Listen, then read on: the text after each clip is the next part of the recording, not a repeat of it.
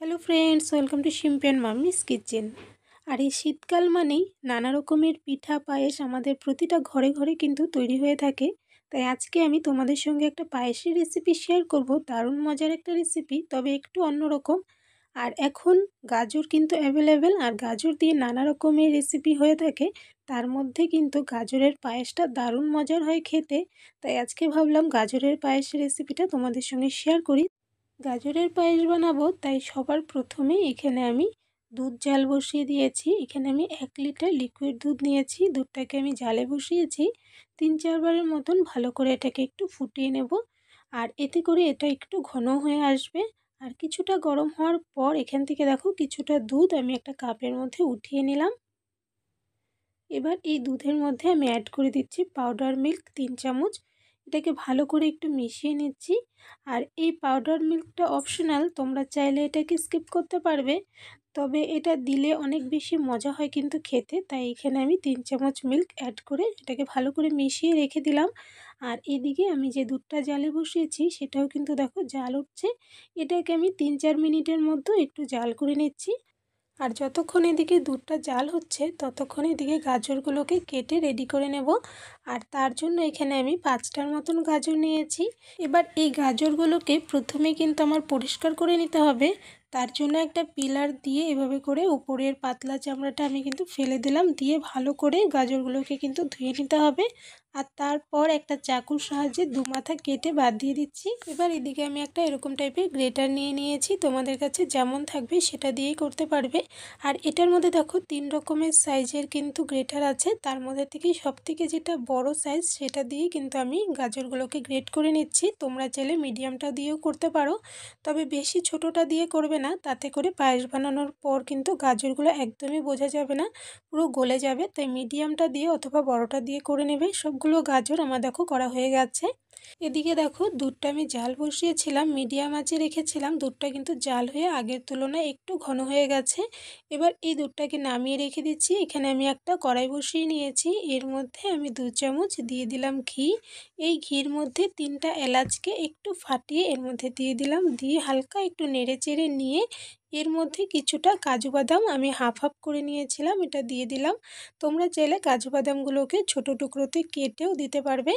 কাজু বাদামগুলো হালকা একটু ভেজে নেওয়ার পর এর মধ্যে আমি কিছু কিশমিশ অ্যাড করে ভালো করে কিশমিশগুলোকেও একটু ভেজে নিলাম।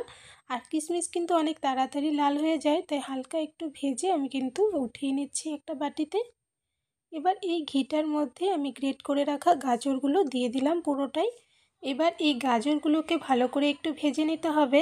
আর এখানে আমি আঁচটা কিন্তু মিডিয়াম টু স্লোতে রেখেছি। মিডিয়াম টু স্লো আঁচে রেখেই কিন্তু গাজরগুলোকে একটু সময় নিয়ে ভালো করে ভাজতে হবে, এভাবে নেড়ে চেড়ে। এতে করে গাজরের কাঁচা গন্ধ বের হয়ে যাবে, এবং ভাজাটা যত ভালো হবে ক্ষীরটাও কিন্তু ততই মজার হবে খেতে। তো একটু সময় নিয়ে কিন্তু এই কাজটা করবে। এদিকে দেখো 5-6 মিনিটের মতন গাজরগুলোকে ভালো করে ভেজে নিয়েছি।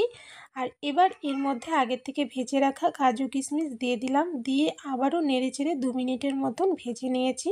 সুন্দর ভাজা হয়ে গেছে, আর এখন কিন্তু গাজরের একদমই কাঁচা গন্ধ নেই এর মধ্যে। এবার এর মধ্যে আমি অ্যাড করে দিচ্ছি আগে থেকে জাল করে রাখা লিকুইড মিল্ক। আর এর মধ্যে বেশ উপরে কিন্তু মালাই জমেছিল, মালাইটা সহই কিন্তু আমি এর মধ্যে দুধটা অ্যাড করে দিয়েছি, এতে করে অনেক মজার হয় খেতে। এবার এই সব কিছুকে ভালো করে মিশিয়ে নিয়ে কিছুক্ষণ আমি জাল করে নেব। আর ততক্ষণ জাল করব যতক্ষণ না পর্যন্ত গাজরগুলো সুন্দরভাবে সেদ্ধ হয়ে যাচ্ছে, ততক্ষণ জাল করে নেব। এখানে প্রায় 5 মিনিটের মতন হয়েছে। দুধটা কিন্তু আগের তুলনায় অনেকটা ঘন হয়ে এসেছে। আর গাজরের একটা টুকরো হাতে নিয়ে দেখো তোমাদের দেখাচ্ছি, সুন্দর কিন্তু সেদ্ধ হয়ে গেছে। এই সময়ে এর মধ্যে আমি অ্যাড করে দিচ্ছি চিনি।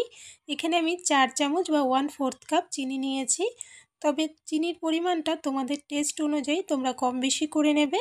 আর চিনির পরিমাণটা আমি এখানে একটু কম রেখেছি, তার কারণ হচ্ছে তোমরা আগেই দেখেছো আমি গুঁড়ো দুধ আমি কিন্তু লিকুইড দুধের সঙ্গে গুলে রেখেছিলাম, যেটা এখন আমি এর মধ্যে অ্যাড করে দিলাম।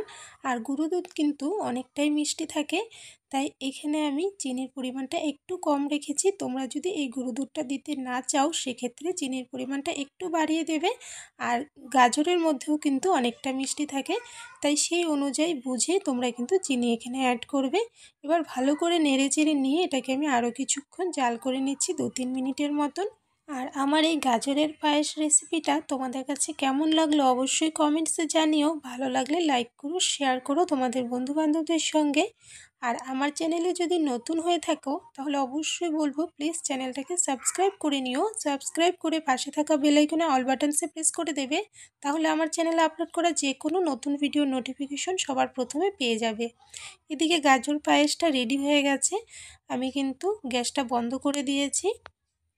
একটা বাটির মধ্যে আমি উঠিয়ে নিচ্ছি। দেখো দেখতে কিন্তু বেশ মজার হয়েছে, আর ঘি দেওয়ার কারণে উপরে একটা সুন্দর কালার এসেছে আর দারুণ লাগছে কিন্তু দেখতে। আমি গাজরের পায়েস উঠিয়ে নিয়ে এর উপর থেকে কিছু বাদাম এবং কিশমিশ দিয়ে ডেকোরেট করে নিয়েছি। দেখতে কত মজার হয়েছে দেখো, এটা খেতেও কিন্তু অসম্ভব মজার, বাচ্চা থেকে বড় সবাই কিন্তু পছন্দ করবে। আর এই গাজরের সিজনে এই গাজরের পায়েস একবার না খেলে কিন্তু অনেক বড় মিস করবে। অবশ্যই এই রেসিপিটা ঘরে বানিয়ে দেখো, তোমাদের কাছে অনেক অনেক ভালো লাগবে। আর এরকমই আরও একটা নতুন রেসিপি ভিডিও নিয়ে তোমাদের সঙ্গে আবারও দেখা হবে। তাহলে আজকের জন্য বাই বাই।